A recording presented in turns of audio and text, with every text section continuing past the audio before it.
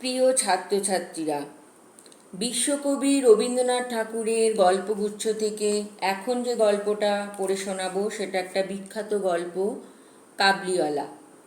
অত্যন্ত পরিচিত গল্প, প্রায় প্রত্যেকেরই এই গল্প জানা। আর প্রত্যেক গল্পের শেষেই সময় দেওয়া আছে, কোন সময়ে লেখা হয়েছিল। 1299 অঘ্রাণ মাসে সাধনা পর্বের লেখা এই গল্প। দেশ, কাল, ভাষা, ধর্ম সব কিছুর ঊর্ধ্বে এক পিতৃহৃদয়, এক পিতৃস্নেহের গল্প হলো কাবুলিওয়ালা। 5 বছরের ছোট্ট মেয়ে মিনির সঙ্গে কাবুলিওয়ালা রহমতের একটা সুন্দর সম্পর্কের গল্প। শুধু মিনি বা রহমতের গল্প নয়, এই গল্প যেন সমস্ত বাবা আর মেয়ের গল্প। মানে পিতার সমস্ত কন্যা, সমস্ত পিতার কন্যার প্রতি স্নেহের গল্প। পুরনো কলকাতায় সুদূর আফগানিস্তান থেকে ব্যবসা করতে আসতো কাবুলিওয়ালারা। তাদের চেহারা একটু বড়সড় ছিল, ঢিলেঢালা পোশাক পরতো, পাগড়ি বাঁধতো তারা, আর ঝোলা থাকতো হাতে। সবাই তাদেরকে ভয় পেত। তারা পেস্তা, বাদাম, আখরোট, আঙুর, কিশমিশ এইসবের সওদা করতে আসতো। অনেকে তাদেরকে ছেলে ধরা ভাবত। এই গল্পেও দেখবে যে মিনির মাও কিন্তু কাবুলিওয়ালাকে ভয় পেত, ছেলে ধরা ভাবত। কিন্তু রবীন্দ্রনাথ ঠাকুর কাবুলিওয়ালা গল্পে দেখিয়েছেন যে কাবুলিওয়ালাদেরকে কোনো ভয় পাওয়ার দরকার নেই। কাবুলিওয়ালারাও মানুষ, তাদের ভেতরেও যে একটা স্নেহ আছে, পিতৃস্নেহ, সেটাই তিনি তুলে ধরেছেন। যে রুজি রোজগারের টানে তারা পরিবার ছেড়ে তাদেরকে অনেক দূরে আসতে হতো, কিন্তু তাদের মধ্যেও সেই স্নেহটা তাদের মধ্যে কিন্তু থাকতো। সেই স্নেহটাকে আঁকড়েই তারা এখানে ব্যবসা করত।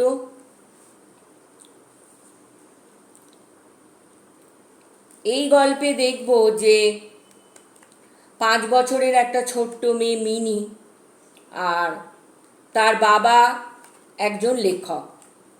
তো মিনি অনর্গল কথা বলে এবং শ্রোতা কিন্তু তার বাবা, কারণ তার মা অনেক সময় কাজে কর্মে বিঘ্ন ঘটে বলে বিরক্ত হয় এবং মেয়েকে বাবার কাছে পাঠিয়ে দেয়। তো মিনি এত প্রশ্ন করে যে তার বাবাও হিমশিম খেয়ে যায়। একটা প্রশ্নের উত্তর দেবার আগেই মিনির আরেকটা প্রশ্ন শুরু হয়ে যায়। তাহলে এমনি একদিন মিনি তার বাবার লেখার ঘরে বাবাকে খুব বিরক্ত করছিল, এবং বাবা যখন তাকে চুপচাপ আপন মনে খেলতে বলল, তখন সে জানলার ধারে বসে খেলছিল।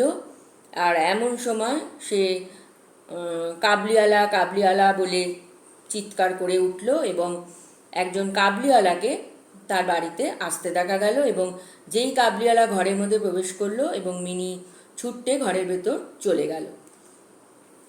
তো মিনির বাবার সঙ্গে তখন কাবুলিওয়ালার কথোপকথন হলো, এবং মিনির বাবা মিনিকে ডেকে নিয়ে এলো, এবং কাবুলিওয়ালা তাকে ওই তার ঝোলা থেকে ওই খাবার দিল মিনিকে। এইভাবে কাবলিওয়ালা রোজ আসতে লাগলো এবং মিনিকে খাবার দিতে লাগলো। তো মিনির বাবা ভাবলো যে এরকম ব্যবসার জিনিস রোজ রোজ সে দেয়, সে টাকা দিতে গেল, কিন্তু কাবলিওয়ালা নিতে চাইলো না। তখন মিনির বাবা জোর করে সেই টাকা দিল। পরে যেটা কাবলিওয়ালা মিনিকে কিন্তু ফেরত দিয়ে দিয়েছিল সেই টাকা। তা মিনির মা খুব ভয় পেত। কাবলিওয়ালা, তার ধারণা ছিল যে তার মেয়েকে চুরি করে নিয়ে চলে যাবে, কারণ তারা ছেলে ধরা। কিন্তু মিনির বাবার কাবলিওয়ালার প্রতি একটু সহমর্মিতা ছিল। সে বলতো যে অকারণে তাকে ভয় পাওয়ার কোনো দরকার নেই। আর মিনির বাবা কিন্তু মিনিকে কাবলিওয়ালার কাছে যেতে দিত। তো মিনির বাবা দেখতো যে কাবলিওয়ালার সঙ্গে মিনির একটা সুন্দর সম্পর্ক গড়ে উঠেছে। তারা মানে একসঙ্গে অনেকক্ষণ সময় কাটায়। কাবলিওয়ালা তার মেয়ের সঙ্গে কাটাতে ভালোবাসে সময়, এবং মিনিও তার সঙ্গে অনর্গল কথা বলে যায়। যেমন তার বাবা যেমন মিনির কথার খুব ভালো শ্রোতা, কাবলিওয়ালাও কিন্তু সেই মন দিয়ে মিনির কথা শুনে যায়, আর মিনি এক নাগাড়ে কথা বলে যায়, আর কাবলিওয়ালা হাসে, মজা পায়। তো এইরকমভাবে চলছিল। তো একদিন কাবলিওয়ালাকে পুলিশ ধরে নিয়ে যাচ্ছে। তখন মিনির বাবা জানতে পারলো যে কাবলিওয়ালা টাকা ধার দিয়েছিল, সেই টাকা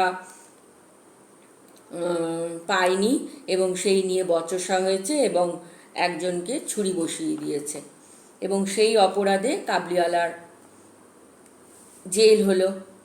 এরপর অনেক বছর অতিক্রম হয়ে গেছে। কাবলিওয়ালার কথা প্রায় মিনি তো ভুলেই গেছে, মিনি বড় হয়ে গেছে, মিনির বাবাও ভুলে গেছিল। তারপরে একদিন মিনির বিয়ের বয়স হয়েছে। যেদিন মিনির বিয়ে সেদিন সকাল থেকে মিনির বাবা ব্যস্ত, এবং সেই সময় কাবলিওয়ালা হাজির হলো। তো মিনির বাবা তো প্রথমে চিনতে পারলো না সেই কাবলিওয়ালাকে, পরে হাসি দেখে চিনতে পারলো। এর মধ্যে দীর্ঘ 8 বছর অতিক্রান্ত হয়ে গেছে। তখন কাবলিওয়ালা মিনির বাবাকে বলল যে মিনিকে ডেকে দিতে। তো বিয়ের দিন মিনি তো তখন ভেতরে, পরিবারের কেউ চাইছে না যে মিনি বাইরে আসুক। তো লেখক, মানে মিনির বাবা যিনি লেখক ছিলেন, তিনিও বললেন যে আজকে মিনির বিয়ে, আজকে তোমার সঙ্গে দেখা হবে না। তো কাবলিওয়ালা শুষ্ক মুখে চলে যাচ্ছে খোকির সঙ্গে দেখা হবে না বলে, এবং যাওয়ার সময় সে কিছু মিনির জন্য এনেছিল পেস্তা, বাদাম, আঙুর, সেগুলো সে মিনির বাবাকে দিচ্ছে যে তার মিনিকে দিয়ে দেওয়ার জন্য। তখন মিনির বাবা সেগুলো নিয়ে যখন টাকা দিতে যাচ্ছে, তখন কাবলিওয়ালা বলছে যে টাকা তো আমি নেব না, কারণ আমি সওদা করতে আসিনি। আমি মিনিকে এগুলো দিই কারণ আমার দেশে এই রকমই মিনির মতো একটা মেয়ে আছে, সেই মেয়েকে ফেলে আমি এসেছি, এবং তার কথা মনে করেই আমি মিনিকে এইসব দিই। এখানে কোনো ব্যবসার ব্যাপার নেই। এবং সে বুকের ভেতর থেকে একটা ময়লা কাগজ বের করলো, এবং তাতে সেই তার মেয়ের হাতের ছাপ সে সযত্নে সেটা তুলে রেখেছে। সেইটা তার মেয়ের কথা তাকে মনে করায়। এবং মিনিকে দেখে সে কাবলিওয়ালা কিন্তু তার মেয়েকেই মিনির মধ্যে দেখতে পায়। তখন কিন্তু মিনির বাবা বুঝলো যে সেও যেমন কন্যার পিতা, তেমনি ওই কাবুলিও কিন্তু একজন কন্যার পিতা। তাদের ধর্ম আলাদা হতে পারে, ভাষা আলাদা হতে পারে, দেশ আলাদা হতে পারে, কিন্তু পিতৃস্নেহ কিন্তু দুজনের মধ্যেই এক। কন্যার প্রতি পিতার যে স্নেহ, সেই স্নেহ কিন্তু দুজনের মধ্যেই এক। আর মিনি তো পরের দিন শ্বশুরবাড়ি চলে যাবে, তো মিনির বাবারও ঘর অন্ধকার হয়ে যাবে। সেদিন কিন্তু মিনির বাবা কাবলিওয়ালার কষ্টটা যেন আরও বেশি করে বুঝতে পারলেন, এবং মিনিকে তিনি ঘরের ভেতর থেকে নিয়ে এলেন কাবলিওয়ালার সঙ্গে সাক্ষাৎ করাবার জন্য। মিনি তো বড় হয়ে গেছে, কাবলিওয়ালাকে সে ভুলেই গেছে। আর কাবলিওয়ালাও কিন্তু চিনতে পারছে না, কারণ সে যখন জেলে গেছিল তখন মিনি অনেক ছোট ছিল, 5 বছর। তারপর 8 বছর অতিক্রান্ত হয়ে গেছে, মিনি এখন অনেক বড় হয়ে গেছে। কাবলিওয়ালা কিন্তু তাকে চিনতে পারছে না। সেই ভাবছে মিনি সেই আগের মতোই ছুটে ছুটে আসবে। কিন্তু মিনি তো বড় হয়ে গেছে। তখন কাবুলিওয়ালা বুঝতে পারলো যে অনেক বছর হয়ে গেছে, দেশে যে মেয়েকে সে ফেলে এসেছিল সেই মেয়েও ইতিমধ্যে বড় হয়ে গেছে। তার সঙ্গে গিয়ে আবার তাকে নতুন করে পরিচয় করতে হবে, কারণ মেয়ে তো তাকে চিনতে পারবে না, সেও মেয়েকে চিনতে পারবে না। তখন মিনির বাবা তার হাতে টাকা দিয়ে বলে যে সেই শুভ দিনে, মিনির বিয়ের শুভ দিনে কাবুলিওয়ালা যেন দেশে গিয়ে তার মেয়ের সঙ্গে মিলিত হয়। সেটাই হবে মিনির পক্ষে সবচেয়ে কল্যাণকর এবং শুভ। এইভাবে গল্পটা শেষ হয়েছে। তাহলে গল্পটা এবার পড়ব। আমার 5 বছর বয়সের ছোট্ট মেয়ে মিনি একদণ্ড কথা না কইয়া থাকিতে পারে না। পৃথিবীতে জন্মগ্রহণ করিয়া ভাষা শিক্ষা করিতে সে কেবল 1 বৎসর কাল ব্যয় করিয়াছিল। তাহার পর হইতে যতক্ষণ সে জাগিয়া থাকে এক মুহূর্ত মৌনভাবে নষ্ট করে না।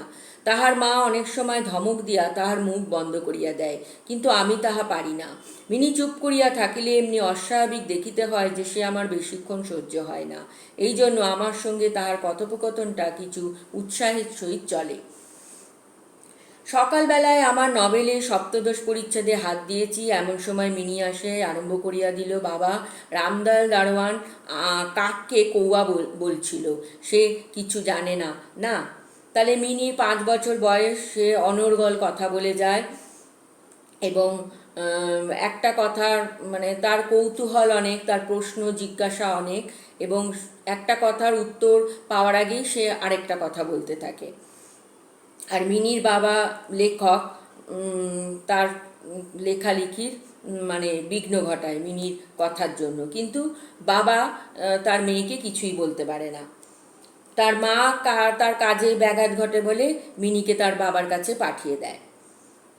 আমি পৃথিবীতে ভাষার বিভিন্নতা সম্বন্ধে তাহাকে জ্ঞানদান করিতে প্রবৃত্ত হইবার পূর্বেই সে দ্বিতীয় প্রসঙ্গে উপনীত হইল। দেখো বাবা, ভোলা বলছিল আকাশে হাতি সুর দিয়ে জল ফেলে, তাই বৃষ্টি হয়। মাগো, ভোলা এত মিছিমিছি বকতে পারে, কেবলই বকে, দিনরাত বকে। এই সম্বন্ধে আমার মতামতের জন্য কিছুমাত্র অপেক্ষা না করিয়া হঠাৎ জিজ্ঞাসা করিয়া বসিল, বাবা, মা তোমার কে হয়? মনে মনে কহিলাম শালিকা, মুখে বলিলাম মিনি, তুই ভোলার সঙ্গে খেলা করগে যে, আমার এখন কাজ আছে। সে তখন আমার লিখিবার টেবিলের পার্শ্বে আমার পায়ের কাছে বসিয়া নিজের 2 হাঁটু এবং হাত লইয়া অতি দ্রুত উচ্চারণে আগডুম বাগডুম খেলিতে আরম্ভ করিয়া দিল। আমার সপ্তদশ পরিচ্ছেদে প্রতাপ সিংহ তখন কাঞ্চনমালাকে লইয়া অন্ধকার রাত্রে কারাগারের উচ্চ বাতায়ন হইতে নিম্নবর্তী নদীর জলে ঝাঁপ দিয়া পড়িতেছেন। তাহলে মিনির বাবা লেখক ছিল, তিনি একটা উপন্যাস লিখছিলেন, সেই তারই চরিত্র প্রতাপ সিংহ এবং কাঞ্চনমালা। আমার ঘর পথের ধারে। হঠাৎ মিনি আগডুম বাগডুম খেলা রাখিয়া জানলার ধারে ছুটিয়া গেল এবং চিৎকার করিয়া ডাকিতে লাগিল, কাবুলিওয়ালা ও কাবুলিওয়ালা। ময়লা ঢিলা কাপড় পরা, পাগড়ি মাথায়, ঝুলি গাড়ে, হাতে গোটা 2-4 আঙুরের বাক্স, এক লম্বা কাবুলিওয়ালা মৃদুবন্ধ গমনে পথ দিয়া যাইতেছিল। তাহাকে দেখিয়া আমার কন্যারত্নের কিরূপ ভাবোদয় হইল বলা শক্ত। তাহাকে ঊর্ধ্বশ্বাসে ডাকাডাকি আরম্ভ করিয়া দিল। আমি ভাবিলাম এখনই ঝুলিগাড়ে একটা আপদ আসিয়া উপস্থিত হইবে, আমার সপ্তদশ পরিচ্ছেদ আর শেষ হইবে না। তাহলে মিনির বাবা তো লেখালেখি করছিল, সেই লেখালেখির ব্যাঘাত হবে, বিঘ্ন হবে, তাই তিনি একটু বিরক্তই হলেন। কিন্তু মিনির চিৎকারে যেমনি কাবুলিওয়ালা হাসিয়া মুখ ফিরাইল এবং আমাদের বাড়ির দিকে আসিতে লাগিল, অমনি সে উত্তরশ্বাসে অন্তঃপুরে দৌড় দিল। মিনি ছোট ছিল, ভয়ে সে দৌড় দিল ঘরের ভেতর। তাহার আর চিহ্ন দেখিতে পাওয়া গেল না। তাহার মনের মধ্যে একটা অন্ধ বিশ্বাসের মতো ছিল যে ওই ঝুলিটার ভিতর সন্ধান করিলে তাহার মতো 2-4টে জীবিত মানব সন্তান পাওয়া যাইতে পারে। তো সবাই বাড়ির লোকেরা বলতো যে কাবুলিওয়ালারা ছেলে ধরা, তাই মিনিরও সন্দেহ হয়ে গিয়েছিল, আশঙ্কা হয়ে গিয়েছিল যে ঝুলিটার ভেতর তারই মতন বোধহয় কোনো বাচ্চা কাচ্চারা আছে। এদিকে কাবুলিওয়ালা আসিয়া সহাস্যে আমাকে সেলাম করিয়া দাঁড়াইল। আমি ভাবিলাম যদিচ প্রতাপ সিংহ এবং কাঞ্চনমালার অবস্থা অত্যন্ত সংকটাপন্ন, তথাপি লোকটাকে ঘরে ডাকিয়া আনিয়া তাহার কাছ হইতে কিছু না কেনাটা ভালো হয় না। তো মিনি তো তাকে ডেকে ফেলেছে এবং লেখক ভাবলেন যে লেখালেখি থাক, যখন এসেই গেছে তখন তার কাছে তো কিছু নিতে হবে। কিছু কেনা গেল, তাহার পর 5টা কথা আসিয়া পড়িল। আব্দুর রহমান রুশ ইংরাজ প্রভৃতিকে লইয়া সীমান্ত রক্ষানীতি সম্বন্ধে গল্প চলিতে লাগিল। অবশেষে উঠিয়া যাইবার সময় সে জিজ্ঞাসা করিল, বাবু, তোমার লড়কি কোথায় গেল? আমি মিনির অমূলক ভয় তা ভাঙাইয়া দিবার অভিপ্রায়ে তাহাকে অন্তঃপুর হইতে ডাকাইয়া আনিলাম। সে আমার গা ঘেঁষিয়া কাবুলির মুখ এবং ঝুলির দিকে সন্দিগ্ধ নেত্রক্ষেপে করি দাঁড়াইয়া রহিল। কাবুলি ঝুলির মধ্যে হইতে কিশমিশ খোবানি বাহির করিয়া তাহাকে দিতে গেল। সে কিছুতেই রইল না, দ্বিগুণ সন্দেহের সহিত আমার হাঁটুর কাছে সংলগ্ন হইয়া রইল। প্রথম পরিচয়টা এমনিভাবে গেল। তাহলে মিনির বাবা তো মিনিকে নিয়ে এলো, কিন্তু মিনির ভয় যাচ্ছে না, সে বাবার হাঁটু ঘেঁষে দাঁড়িয়ে আছে। তো কাবলিওয়ালা তাকে কিশমিশ এইসব দিল। কিছুদিন পরে একদিন সকালবেলায় আবশ্যকবশত বাড়ি হইতে বাহির হইবার সময় দেখি আমার দুহিতাটি দ্বারের সমীপস্থ বেঞ্চির ওপর বসিয়া অনর্গল কথা কইয়া যাইতেছে এবং কাবলিওয়ালা তার পদতলে বসিয়া সহাস্য মুখে শুনিতেছে। তো মিনি আর কাবলিওয়ালার তো ভাব হয়ে গেল, এরকম কাবলিওয়ালা আবার এসছে, তো দরজার সামনে বসে আছে, মিনি এক নাগাড়ে কথা বলে যাচ্ছে এবং কাবলিওয়ালা শুনছে এবং মধ্যে মধ্যে প্রসঙ্গক্রমে নিজের মতামত দোঁয়াশলা বাংলায় ব্যক্ত করিতেছে, কারণ কাবলিওয়ালা তো অত ভালো বাংলা জানে না। মিনির পঞ্চবর্ষীয় জীবনের অভিজ্ঞতায় বাবা ছাড়া এমন ধৈর্যবান শ্রোতা সে কখনো পায় নাই। তাহলে মিনি যে এক নাগাড়ে কথা বলে যেত, তার মা বিরক্ত হতো, কিন্তু তার বাবা চুপচাপ শুনতো, আর সেই রকম কাবলিওয়ালাও তার কথা চুপচাপ শুনে যাচ্ছে। আবার দেখি তাহার ক্ষুদ্র আঁচল বাদাম কিশমিশে পরিপূর্ণ। আমি কাবলিওয়ালাকে কহিলাম, উহাকে এসব কেন দিয়াছ? অমন আর দিও না বলিয়া পকেট হইতে একটা আদুলি লইয়া তাহাকে দিলাম। সে অসংকোচে আদুলি গ্রহণ করিয়া ঝুলিতে পড়িল। বাড়িতে ফিরিয়া আসিয়া দেখি সেই আদুলিটি লইয়া 16 আনা গোলযোগ বাঁধিয়া গেছে। কাবলিওয়ালা তখন তো আদুলিটা নিয়ে নিয়েছিল, কিন্তু পরে সে সেটা মিনিকে দিয়ে দেয়। মিনির মা একটা শ্বেত চকচকে গোলাকার পদার্থ লইয়া ভৎসনার স্বরে মিনিকে জিজ্ঞাসা করিতেছেন, তুই এ আদুলি কোথায় পেলি? মিনি বলিতেছে, কাবলিওয়ালা দিয়েছে। তার মা বলিতেছেন, কাবলিওয়ালার কাছ হইতে আদুলি তুই নিতে গেলি? মিনি ক্রন্দনের উপক্রম কহিয়া কহিল, আমি চাইনি, সে আপনি দিলে। আমি আসিয়া মিনিকে তাহার আসন্ন বিপদ হইতে উদ্ধার করিয়া বাইরে লইয়া গেলাম। সংবাদ পাইলাম কাবলিওয়ালার সহিত মিনির এই যে দ্বিতীয় সাক্ষাৎ, তাহা নয়। ইতিমধ্যে সাহেবের প্রত্যহ আসিয়া পেস্তা বাদাম ঘুষ দিয়া মিনির ক্ষুব্ধ লুব্ধ হৃদয়টুকু অনেকটা অধিকার করিয়া লইয়াছে। তাহলে মিনির বাবা জানতে পারল যে কাবলিওয়ালা প্রায়ই আসে এবং মিনির সঙ্গে তার একটা সুন্দর স্নেহের সম্পর্ক তৈরি হয়েছে। দেখিলাম এই দুটো বন্ধুর মধ্যে গুটিকতক বাঁধা কথা এবং ঠাট্টা প্রচলিত আছে। যথা, রহমতকে দেখিবা মাত্র আমার কন্যা হাসিতে হাসিতে জিজ্ঞাসা করিত, কাবুলিওয়ালা, ও কাবুলিওয়ালা, তোমার ও ঝুলির ভিতর কি? তাহলে মিনির কিন্তু ভীষণ কৌতূহল ছিল যে ওই ঝুলির ভিতর কি আছে। মিনি ভাবতো যে ঝুলির মধ্যে তারই মতন ছেলে মেয়ে আছে, কারণ সে প্রায় শুনতো যে কাবুলিওয়ালারা ছেলে ধরা। রহমত একটা অনাবশ্যক চন্দ্রবিন্দু যোগ করিয়া হাসিতে হাসিতে উত্তর করিত, হাতি। অর্থাৎ তার ঝুলির ভিতরে যে একটা হস্তি আছে, এইটাই তাহার পরিহাসের সূক্ষ্ম মর্ম। খুব যে বেশি সূক্ষ্ম তাহা বলা যায় না, তথাপি এই পরিহাসে উভয়ে বেশ একটু কৌতুক অনুভব করিত এবং শরৎকালের প্রভাতে একটি বয়স্ক এবং একটি অপ্রাপ্তবয়স্ক শিশুর সরল হাস্য দেখিয়া আমারও বেশ লাগিত। তাহলে কাবলিওয়ালা তো মজা করে হাতি বলতো এবং সেইটা শুনে মিনি খুব হাসতো, কারণ মিনি ওইটুকু জানতো যে একটা হাতি অনেক বড়, সেটা ওই ঝুলির মধ্যে কি করে থাকতে পারে। দুজনেই আর কি হাসতো। উহাদের মধ্যে আরও একটা কথা প্রচলিত ছিল। রহমত মিনিকে বলিত, খোকি, তুমি শ্বশুরবাড়ি কখনো যাবে না। বাঙালির ঘরের মেয়ে আজন্মকাল শ্বশুরবাড়ির শব্দটার সহিত পরিচিত, কিন্তু আমরা কিছু একেলে ধরনের লোক হওয়াতে শিশু মেয়েকে শ্বশুরবাড়ি সম্বন্ধে জ্ঞান করিয়া তোলা হয় না। এই জন্য রহমতের অনুরোধটা সে পরিষ্কার বুঝিতে পারিত না, অথচ কথাটার একটা কোনো জবাব না দিয়া চুপ করিয়া থাকা নিতান্ত তার স্বভাব বিরুদ্ধ। সে উল্টেয়া জিজ্ঞাসা করিত, তুমি শ্বশুরবাড়ি যাবে? তাহলে কাবলিওয়ালা যখন মিনিকে শ্বশুরবাড়ির কথা বলতো, মিনি শ্বশুরবাড়ি সম্বন্ধে কিছু জানতো না, কিন্তু সেই উত্তর তো একটা দেবেই, বাচ্চা মেয়ে, তাই সে পাল্টা জিজ্ঞেস করতো যে তুমি শ্বশুরবাড়ি যাবে? রহমত কাল্পনিক শ্বশুরের প্রতি প্রকাণ্ড মোটা মুষ্টি আস্ফালন করিয়া বলিত, আমি শ্বশুরকে মারবে।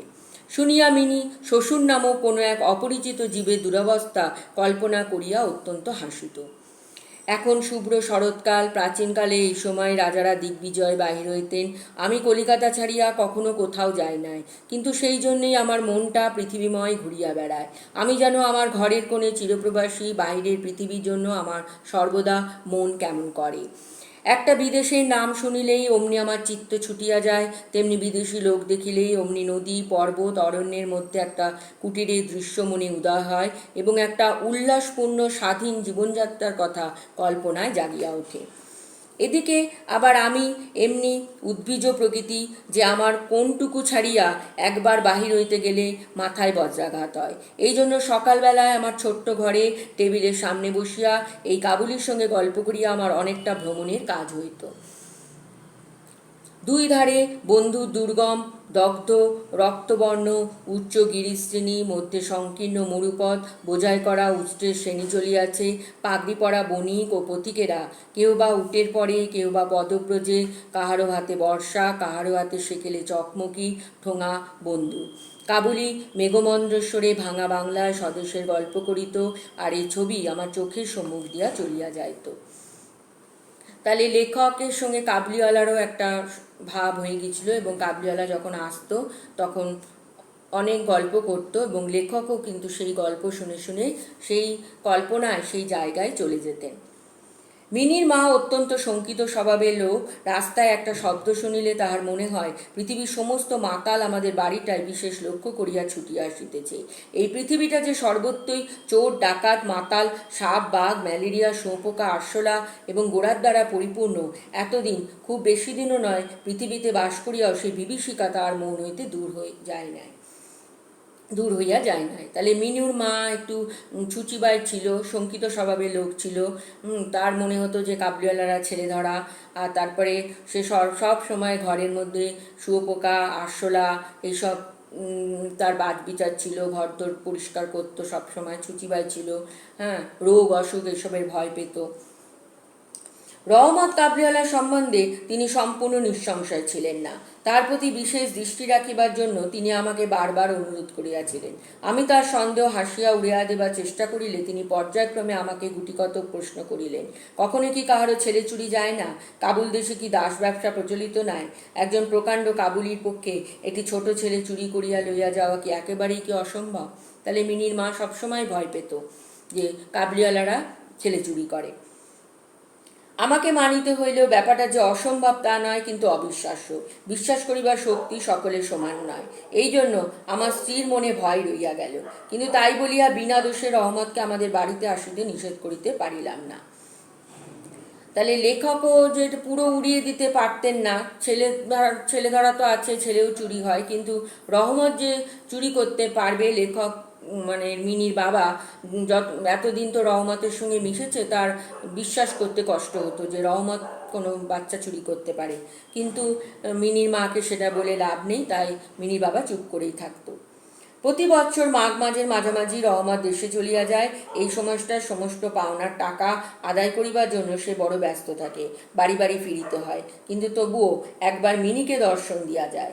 দেখিলে বাস্তবিক মনে হয় উভয়ের মধ্যে যেন একটা ষড়যন্ত্র চলিতেছে।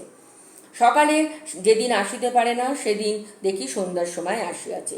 অন্ধকারে ঘরের কোণে সেই ঢিলেঢালা জামা পায়জামা পরা, সেই ঝোলাঝুলিওয়ালা লম্বা লোকটাকে দেখিলে বাস্তবিক হঠাৎ মনের ভিতরে একটা আশঙ্কা উপস্থিত হয়। কিন্তু যখন দেখি মিনি কাবুলিওয়ালা করিতে হাসিতে হাসিতে ছুটিয়া আসে এবং সমবয়সী বন্ধুর মধ্যে পুরাতন সরল পরিহার চলিতে থাকে, তখন সমস্ত হৃদয় প্রসন্ন হইয়া ওঠে।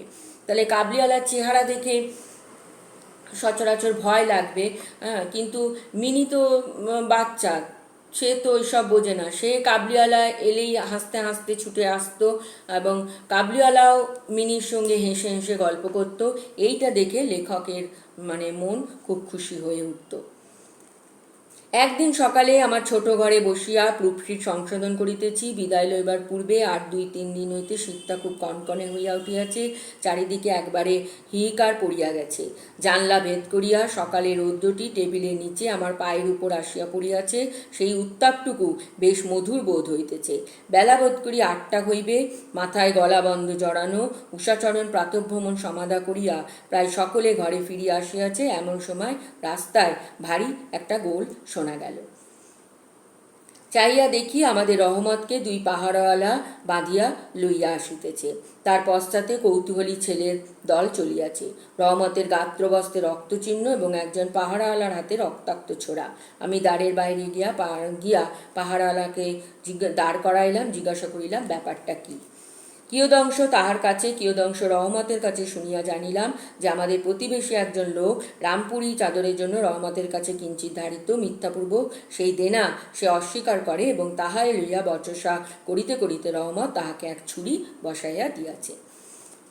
তাহলে আগেই বলেছিলাম যে কাবুলিওয়ালারা তখন কলকাতায় আসতো ব্যবসা করতে এবং তারা কিন্তু চড়া সুদে টাকাও ধার দিত এবং যখন তারা দেশে ফিরত সেই পাওনা তারা আদায় করে ফিরত। তাহলে সে ওই তার পাওনা বাকি ছিল এবং একজন অস্বীকার করায় রহমত তখন তার বুকে ছুরি বসিয়ে দিয়েছে। তাহলে ভিডিওটা এখানেই শেষ করব। গল্পের শেষ অংশটুকু তোমরা পরের ভিডিওতে শুনতে পাবে এবং সেটা দেখবে। আর সবাই ভালো থাকবে।